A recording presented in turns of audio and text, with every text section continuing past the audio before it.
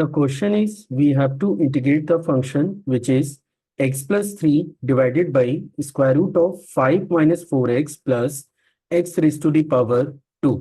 So let's see how we are going to solve the given problem. तो चलिए शुरू करते हैं। तो फर्स्ट ऑफ ऑल तो मैं आपको ये बता देता हूँ कि हम लोग करने क्या जा रहे हैं। आप देख सकते हैं कि इस फंक्शन के डिनोमिनेटर में जो फंक्शन मौजूद है which is 5 minus 4x plus x square जो कि स्क्वायर रूट के अंदर है। अगर मैं गिवन फंक्शन को डिफरेंशिएट करता हूं तो आपको मिलेगा 2x माइनस 4। अब इनकेस अगर मैं इसके न्यूमरेटर में 2x माइनस 4 को जनरेट कर लूं तो इस फंक्शन को इंटीग्रेट करना मेरे लिए काफी आसान हो जाएगा।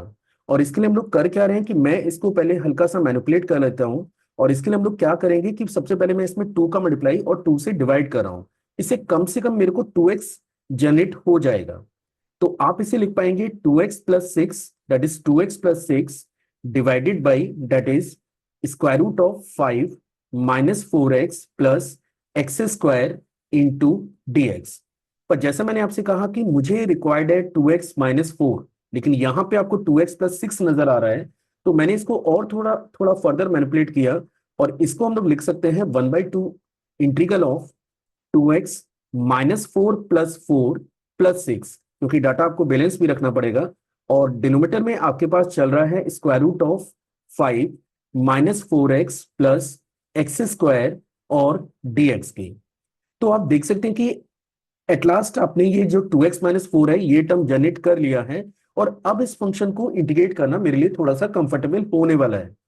सबसे पहले हम लोग क्या करेंगे कि इसको दो पार्ट में मैं स्प्लिट कर देता हूं। तो पहला पार्ट मुझे मिलेगा 1/2 that is integral 2x minus 4 divided by square root of it is 5 minus 4x plus x square। और अगले पार्ट को हम लोग लिख सकते हैं 1/2, क्योंकि ये 1/2 तो पूरे फंक्शन के साथ ही मौजूद है। तो 1/2 और 4 प्लस 6 को आप लिख सकते हैं 10 divided by square root of 5 minus 4x plus x square into dx। ठीक है। अब देखिए, जैसा मैंने कहा कि फर्स्ट पार्ट को इंटीग्रेट करना मेरे लिए काफी आसान है और चलिए हम लोग इस पे थोड़ा वर्कआउट कर भी लेते हैं। तो सबसे पहले तो मैं एक बार इसको नोट ही कर रहा हूं। तो डेट इज 2x माइनस 4 और यहाँ पे ये डाटा है square root of 5 minus 4x plus x square. थोड़ा बहुत चेंजेस मुझे सेकेंड पार्ट में भी अभी करने होंगे। आप देख सकते हैं कि ये 10/2 है, तो चलिए 10 को मैं न्यूमरेटर में यहाँ पे सेपरेट कर लेता हूं। और अब ये मेरे पास है dx over square root of, जैसा मैंने कहा कि इसमें थोड़ा बहुत चेंजेस मुझे करने हैं और मैं इसे लिख सकता हूं x square minus 4x plus 4 plus 1। अगले स्टेप में ये बनेगा 1/2 integral that is 2x minus 4 divided by square root of 5 minus 4x plus x square dx।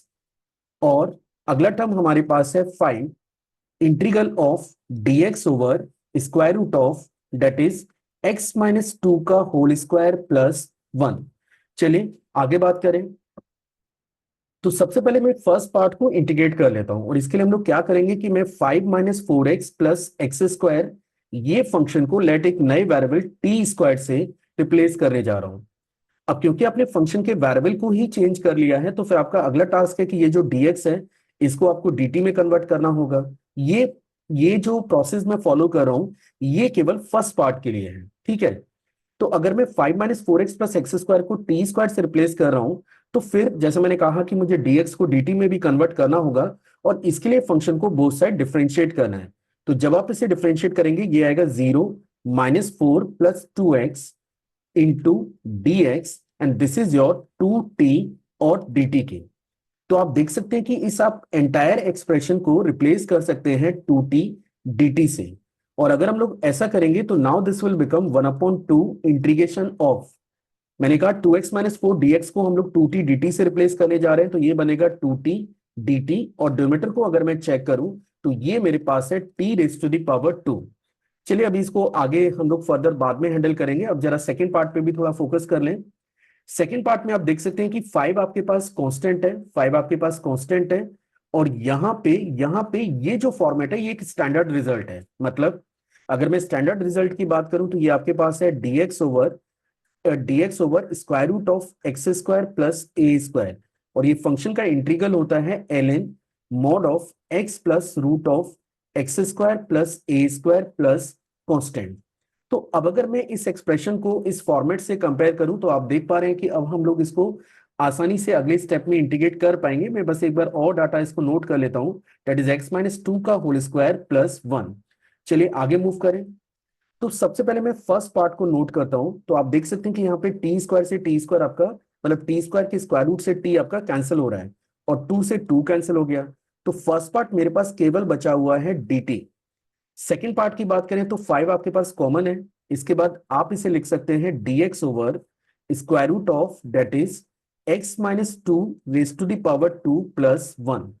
चलिए आगे मूव करते हैं। तो सबसे पहले फर्स्ट पार्ट के इंटीग्रल की बात करूं तो इसका इंटीग्रल आपको सिंपली t मिलने जा रहा है, ये आपके पास 5 है।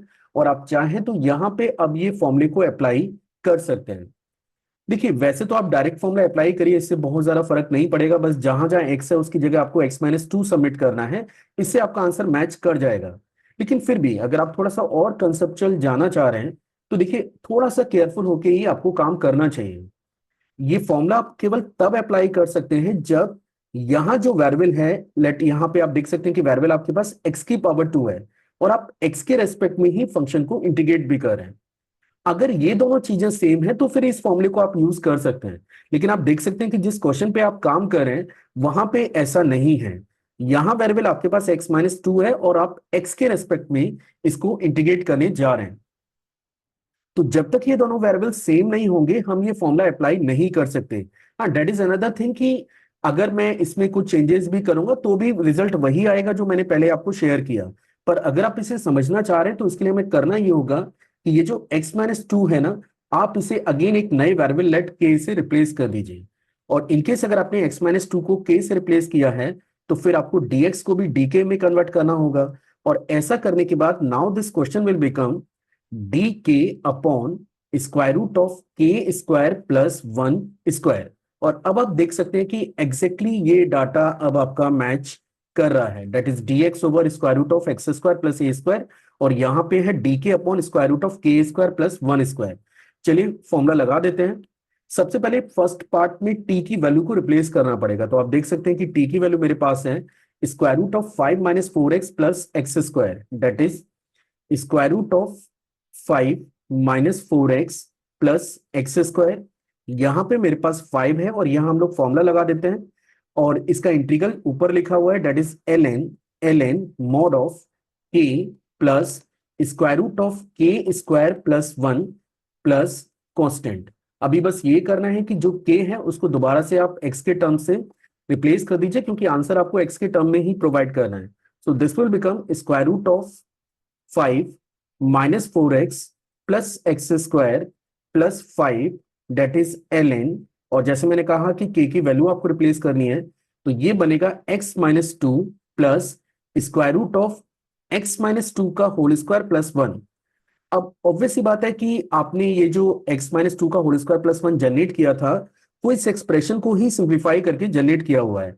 तो आप डायरेक्टली इस एक्सप्रेशन से इसे रिप्लेस कर सकते हैं और यहां आपको मिलेगा five minus four x plus x square plus constant.